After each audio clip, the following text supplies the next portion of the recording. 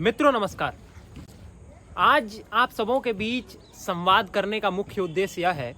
कि राष्ट्र भर से कुछ ऐसे समाचार प्राप्त हुए और बिहार के रहने वाले कई लोगों का मुझे मैसेज प्राप्त हुआ, जिसके उपरांत मुझे ये महसूस हुआ कि शायद इस विषय के ऊपर बात करना आवश्यक हो जाता है। कहीं न कहीं जिन बिहारियों को पूरे विश्व में अपने बुद्धिमत्ता और अपने कौशल के लिए जाना जाता है, वो बिहार आज किसी असभ्य टिप्पणी के लिए जाना जाए, मुझे लगता है ये अपने आप में पूरे के पूरे भारतीय लोकतंत्र के लिए एक अपमान की बात है। जब अमेरिका में रहने वाले किसी सॉफ्टवेयर इंजीनियर को उस टिप्पणी के बाद से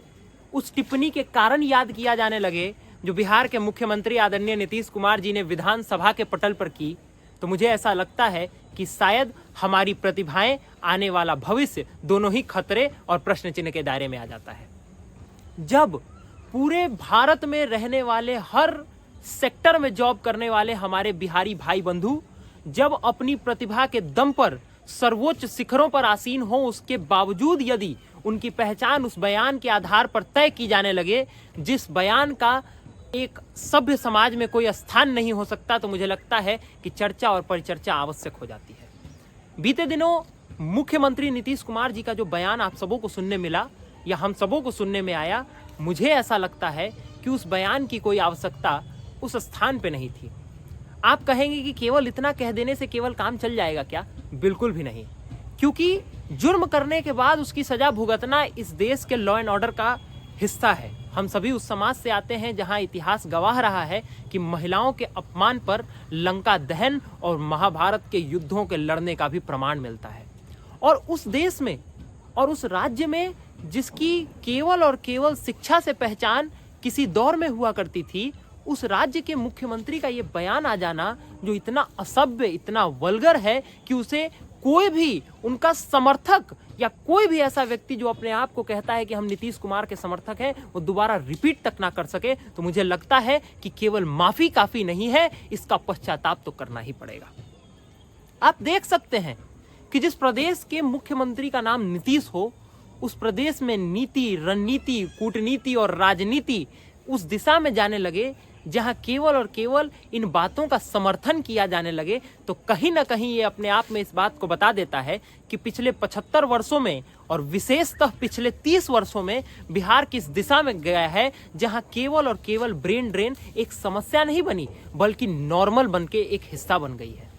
नॉर्मल जीवन में प्रतिभाएं बिहार में रहना नहीं चाहती। इसका सबसे बड़ा कारण यह है कि ना ही यहाँ की विधि व्यवस्था उनका समर्थन करती है, ना ही यहाँ का शासन उनका समर्थन करता है, ना प्रशासन समर्थन करता है। और कहीं ना कहीं इसकी तस्वीर विधानसभा में तब देखने को मिलती है जब नीतीश कुमार जी का ये बेतुका और महाघटिया बयान सामने आता है। और मैं चुनौती के साथ पूछना चाहता हूं, जितने भी लोग अपने आप को इंडिया अलायंस का समर्थक मानते हैं, क्या आप सोचिए, क्या आप अपनी माताओं और बहनों के सामने उस बयान को बार बार सुन सकते हैं? क्या कोई कल्पना भी नहीं कर सकता है कि इस तरह की बातें कोई विधानसभा के पटल पर करे? मैं तो चुनौती के साथ कहता हूं, बायोलॉजी की क्लासेस में भी इतनी घटिया बातें नहीं की जाती।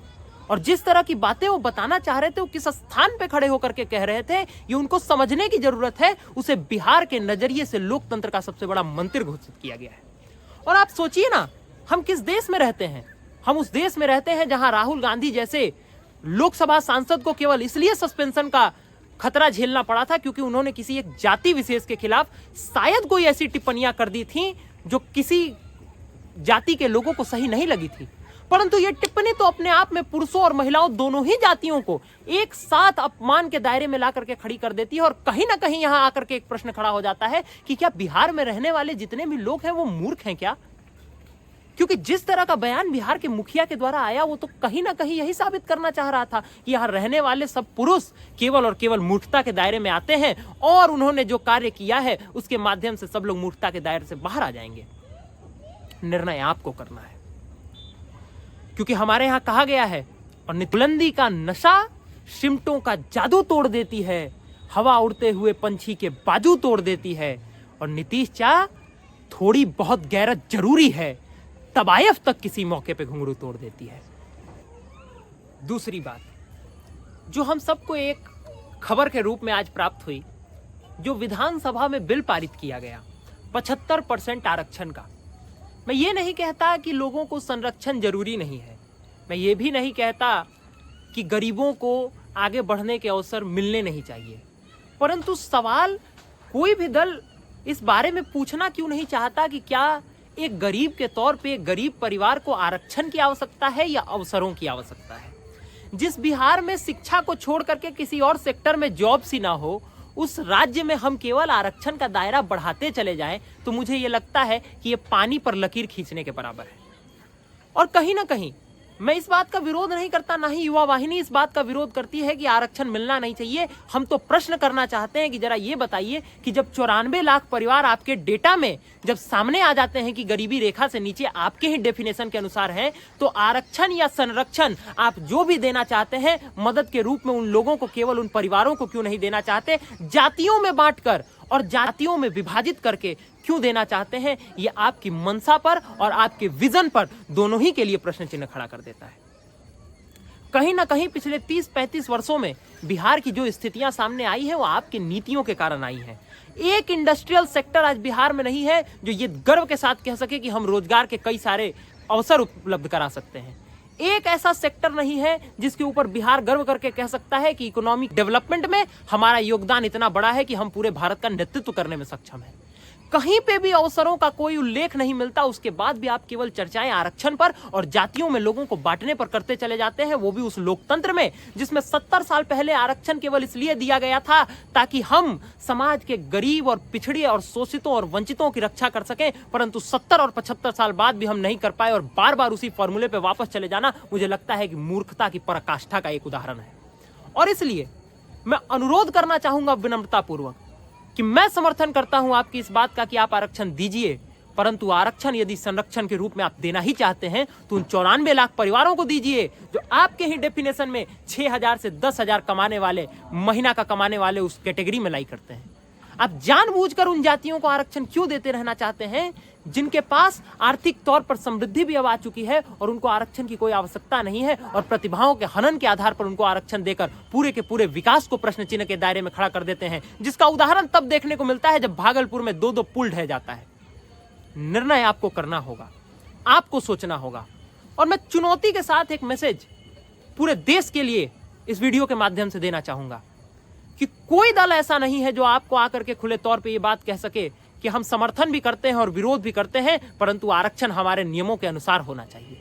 भारतीय जनता पार्टी ने भी आरक्षण के ऊपर समर्थन किया है, मैं उस विषय पे कुछ नहीं कहना चाहूंगा, परंतु युवा वाहिनी के राष्ट्रीय अध्यक्ष होने के नाते मैं केवल इतना ही कहूंगा कि जब हम युवा भारत के भविष्य के निर्माण की बात करते हैं तो युवा भारत के भविष्य के निर्माण की बात एजुकेशन से इकोनॉमी के रास्ते पे जरूर जाती है, परंतु हम इंपावरमेंट के रास्ते पे ले जाना चाहते हैं, हम इंटरप्रेन्योरशिप के रास्ते पे ले जाना चाहते हैं, ना कि रिजर्वेशन के रास्ते पे ले जाना चाहते हैं। हम मानते हैं कि डेवलपमेंट का मार्ग रिसर्च से होकर गुजरता है, रिजर्वेशन से नहीं।